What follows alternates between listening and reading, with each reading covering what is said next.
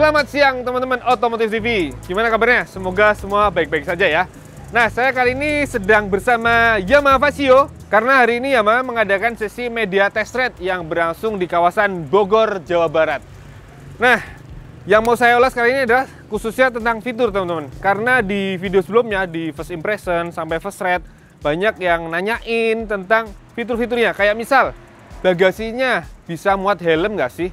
Kalau muat helm, ukuran yang seberapa sih yang bisa masuk? Kemudian ada juga yang menanyakan tentang power outletnya. Sebenarnya yang bener itu, yang model kayak gimana? Karena waktu first impression Bobo kemarin, waktu nerangin model USB. Namun ternyata teman-teman ada yang komentar bahwa dapatnya beda.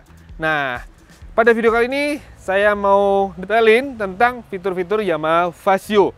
Nyoba kepraktisannya, pokoknya detailin tentang fitur-fiturnya. Oke, simak sampai akhir.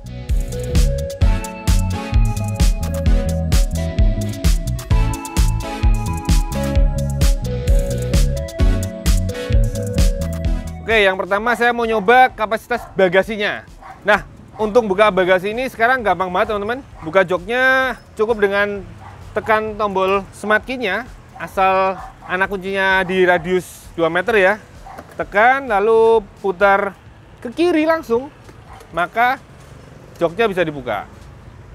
Nah, kapasitas baginya sendiri 17,8 liter teman-teman, lumayan gede, lebar, namun memang cukup dangkal dan di tengah-tengahnya ada lekukan gitu ya, karena di bawahnya ada throttle body, ada intake manifold. Sekarang saya mau coba langsung nih, helm seperti apa yang bisa masuk. Yang pertama tentu saja kita tes helm bawaannya Vario. Oh ya, helm bawaan Vario itu hanya ada satu warna teman-teman, warna Shine. Jadi kalau teman-teman beli yang warna silver, mau hitam atau warna putih, dapatnya tetap warna ini. Oke, kita tes. Masuk banget teman-teman. Lihat, sampai bisa rata ya. Sekarang kita tutup. Wih, aman banget, bisa masuk banget. Wajar sih, karena helm bawaannya ini modelnya batoknya kecil banget teman-teman tuh. Pendek banget ya. Ini mungkin helm yang khusus buat cewek-cewek kali ya, tuh lihat. Batoknya tuh, wih, nggak terlalu tinggi. Oke, lanjut. Saya mau tes pakai helm lain. Helm half face, helm gaya-gaya retro yang model batoknya sedikit lebih tinggi. Nih lihat ya bandingannya, lumayan tinggi ya. Kita tes, masukin. Masuk sih dengan mudah, namun batoknya memang agak nongol ya. Kita coba tes tutup, bisa tertutup atau enggak. Wih, mentok ternyata. Nggak bisa, dipaksa juga nggak bisa nih, nggak bisa. Kayaknya nggak bisa. Jadi helm yang begini, helm face dengan ukuran yang normal, nggak bisa masuk teman-teman. Oke, kita tes full face. Ini full face-nya Nolan, tipenya N64. Ini yang biasa dipakai Popo nih. Kita coba masukin. Wih, masuk. Masuk. Namun lihat, nonjol banget. Tentu saja, Tara nggak bisa ditutup teman-teman. Gimana ya kalau begini? Kalau bawa full face terus pengen ditaruh, gini gimana ya? Mungkin naik motornya jadi gini ya. Enggak teman-teman, bercanda. Jadi gitu ya. Jadi kapasitas bagasinya 17,8 liter, memang lumayan gede, namun dangkal. Jadi helm yang bisa masuk hanya yang batoknya tipis, kayak bawaannya Vario. Untuk yang lain masuk tapi joknya tidak bisa ditutup, gitu. Oke, lanjut lagi. Sekarang saya mau lanjut bahas yang hal kedua tadi, yang tentang power outlet. Jadi ternyata Yamaha menerangkan memang yang waktu dipajang saat first impression itu masih versi belum mass pro, masih praproduksi lah ya. Itu emang ditempelinnya model USB. Tapi ketika sudah mass pro, mereka memutuskan diganti yang model lighter.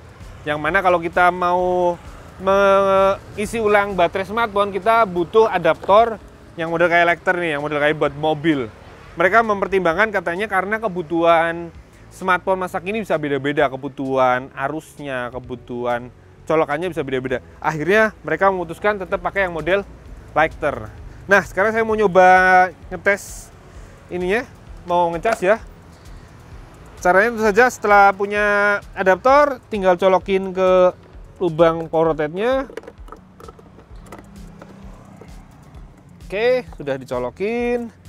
Lalu tinggal putar aja kontak ke on, maka otomatis dia akan nyala. Ini tinggal dicolokin ke HP-nya. HP saya di mana ya? HP. Pang. Jadi setelah colok, kunci on, tinggal ngecas deh. Nah, bisa ketika dia bisa ngecas.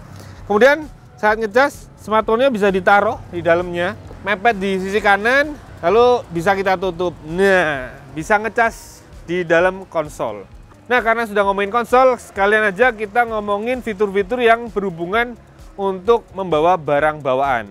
Selain konsol di sini yang bisa buat naruh smartphone, di bawahnya kontak juga terdapat konsol yang bisa buat naruh botol minum, teman-teman. Ini botol minum 330 ml. Ini kalau dimasukin dia mendem banget, habis. Sementara kalau botol minum 600 ml dia akan muncul sedikit gitulah. Lalu di sini di decknya terdapat 2 buah cantolan barang yang model karabiner, teman-teman. Jadi dia ada kayak penguncinya sehingga ketika kita bawa bawaan, kita tidak akan takut bawaannya jatuh. Nah, saya praktekin dia sekarang. Mas, tolong mas. Woi, ini misal ya tas fitness nih. Ini tas fitness gini. Misalnya mau berangkat ke tempat fitness, kita bawa nih tas gini, kita taruh, kita kaitin aja di sini nih. Kalau yang berat-berat di bagian belakang aja ya. Nah, nyantol gini, terus saja tuh, nggak bisa jatuh. Aman ya, aman. Lalu ada lagi, satu lagi di sini, di depan. Nah, ini bisa nyangkutin misal kayak topi.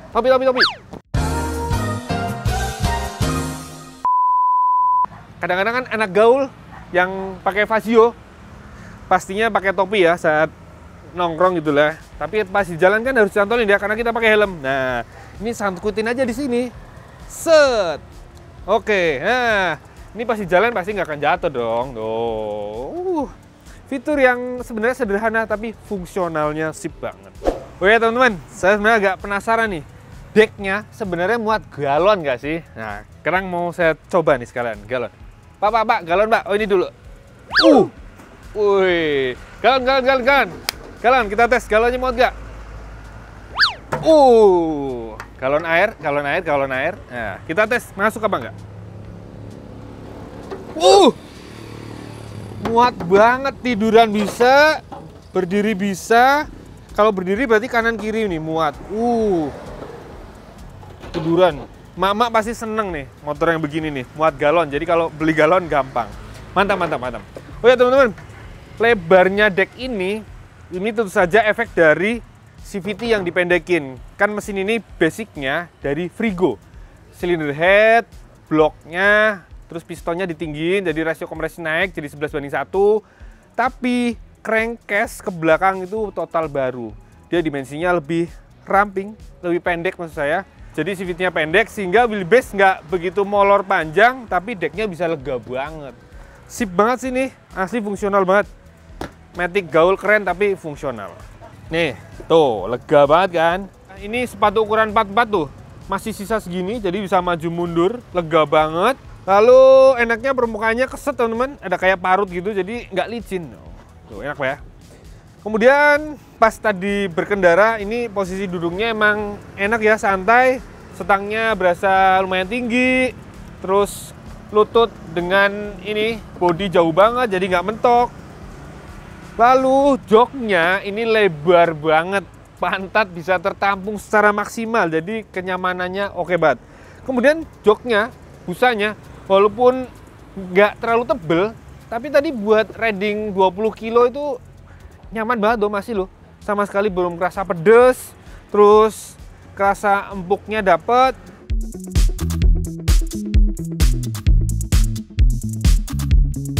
Oke, sekarang kita bahas keyless-nya. Keyless-nya anak kuncinya sederhana, teman-teman.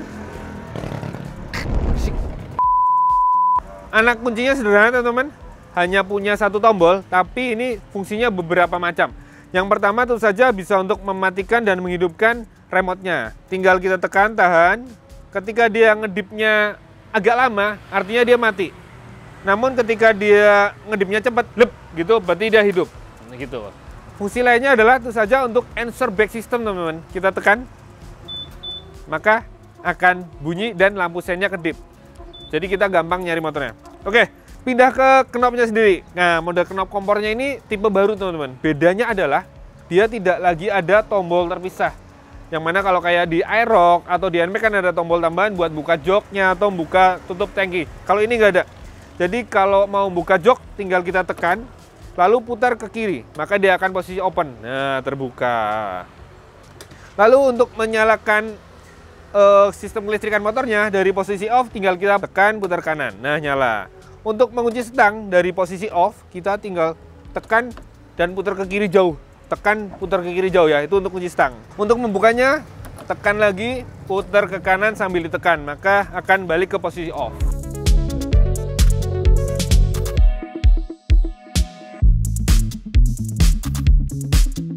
Kalau lihat bagian depan sini ada yang unik teman-teman. Yang pertama tentu saja ini nih, sudut plat nomornya ini sudutnya kurang gimana gitu ya. Harusnya kan sesuai dengan bodinya ya, gini ya. Agak tidur gitu, ini malah kayak terus nggak cuma itu, ada satu lagi. Ternyata kalau kita intip ke dalam sini ada klakson yang nempelnya di segitiga. Jadi dia klaksonnya ikut belok-belok. Unik ya, karena biasanya klakson di motor lain terpasang di bagian balik bodi atau di bawah sini lah. Tapi kalau ini nempel di segitiga. Nah, suaranya juga lumayan beda teman-teman. Nyaring banget. Jadi frekuensinya tinggi, tajam banget rasanya di telinga. Dan ini vendornya kalau diintip ternyata Nico Horn. Kayaknya dari Jepang ya mereknya ya. Tuh.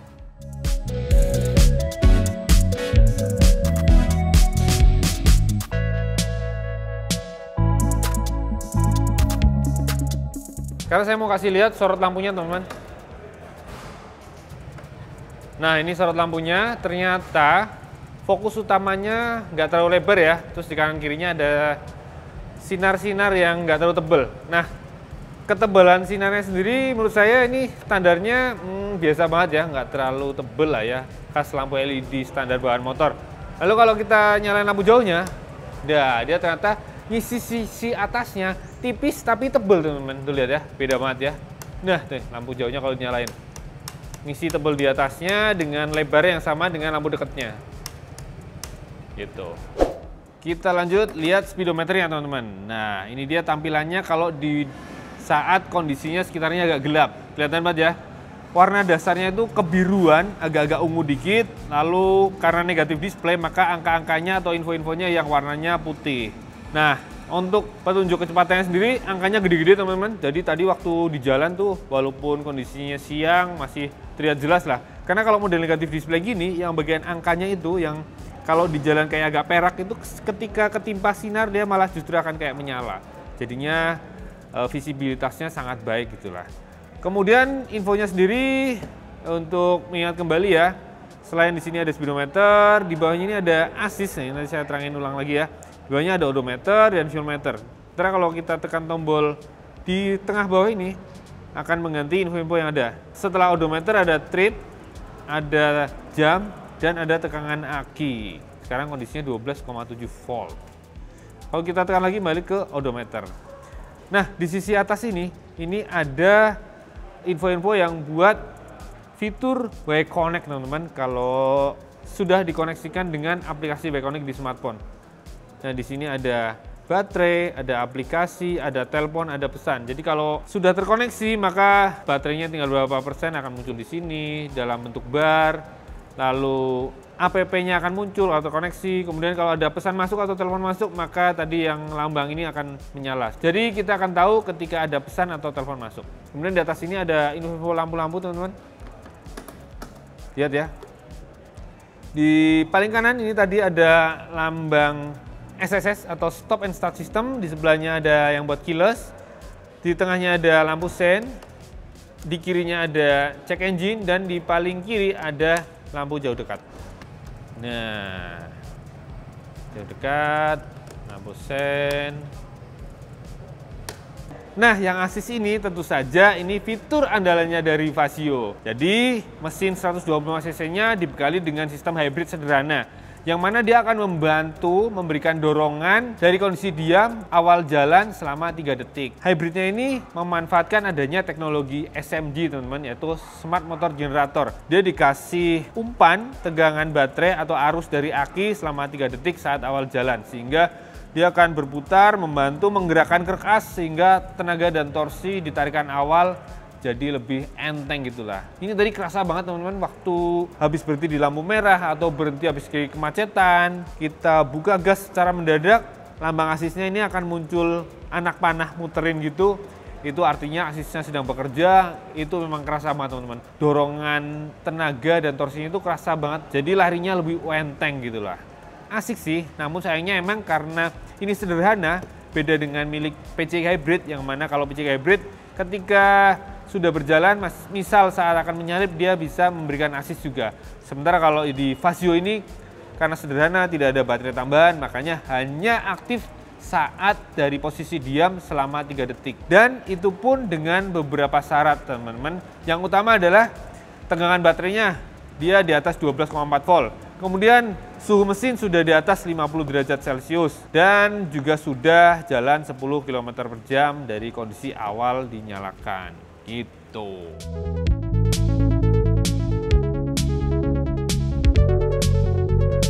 Oke, karakter mesinnya sendiri teman-teman, ketika sudah jalan itu rasanya mirip kayak Frigo atau keluarga Mio 125. Namun bedanya adalah karena dia rollernya lebih berat ya, 14 gram. Sementara kalau kayak milik Vino atau Frigo hanya 11 gram. Dia karakternya adalah jadi tidak gampang teriak teman-teman. Nggak gampang teriak tapi berisi, torsinya kerasa gitu. Sepertinya Yamaha pengen membuat karakter mesin Fazio ini jadi irit. Karena ketika digas kan nggak langsung teriak ya, karena efek roller yang lebih berat.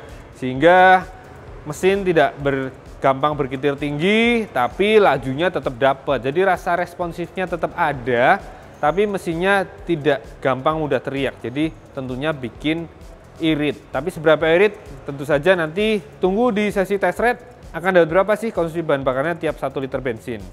Tunggu ya nanti di sesi test ride. Lalu kalau sisi handling, nah handlingnya ini ternyata karakter motornya tuh lincah banget, enteng banget. Karena bobot juga cuma 95 kg, wheelbase-nya pendek. Jadi tadi lewat jalanan Bogor yang macet, padat, selap-selip gitu mah gampang banget lah. Ini yakin buat dipakai emak-emak atau anak muda ya, remaja, tidak menyusahkan lah dipakainya lah. Lalu karakter suspensinya, seperti yang Popo cerita kemarin di First Ride ya. Awalnya sih lumayan keras empuk ya. Cuma emang yang depan ini jarak mainnya kayaknya nggak terlalu panjang ketika udah dinaiki. Karena didudukin pertama udah langsung ambles, lalu sisanya tinggal dikit. Jadi kalau ketemu jalan yang nggak rata terus atau agak ada lubang agak dalam, kalau diajar tuh kerasa deknya kerasa. Terus apalagi profil bannya kan emang tipis ya, per 70. Jadi agak-agak kerasnya makin kerasa. Tapi saya sebenarnya agak curiga nih, jangan-jangan di pompanya terlalu keras nih, karena standarnya ternyata untuk depan hanya 22 PSI loh teman-teman, rendah ya. Jadi jangan-jangan tekanan bannya terlalu tinggi. Ya curiga aja sih. Nanti kita buktikan apakah bener-bener kerasa itu sama saat test ride. Nanti pas test ride kan pasti dicek dulu tekanannya udah sesuai dengan rekomendasi atau belum gitu.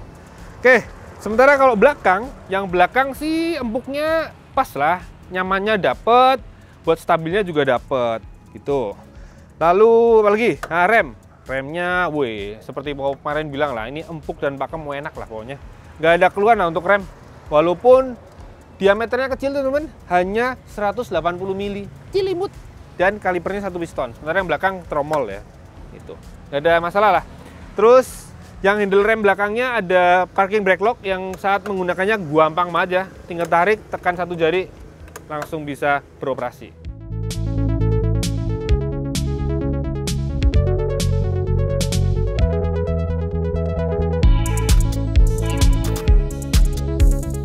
Oke, itu dia teman-teman video kali ini yang khususnya menjawab beberapa pertanyaan dari teman-teman sendiri di video-video sebelumnya. Kayak tadi tentang bagasi, tentang power outlet. Kalau masih ada pertanyaan lain, tulis saja di kolom komentar, nanti akan kami bantu jawab di video test ride. Karena setelah ini pasti kami akan mengetes lebih lengkap dari performa mesinnya, konsumsi bahan bakarnya, sampai fitur-fitur lain ketika dipakai buat harian yang lebih real ya. Kayak gimana sih, apakah fungsional banget atau enggak. Gitu aja teman-teman. Terima kasih buat yang sudah menonton, khususnya dari awal sampai akhir. Jangan lupa like, subscribe, komen, share.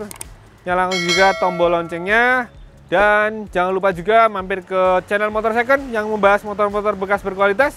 Dan mampir juga ke www.otomotifnet.com untuk info-info terbaru tentang dunia otomotif. Satu lagi, jangan lupa follow juga IG kami, otomotif_TV. Oke, sampai jumpa di video berikutnya.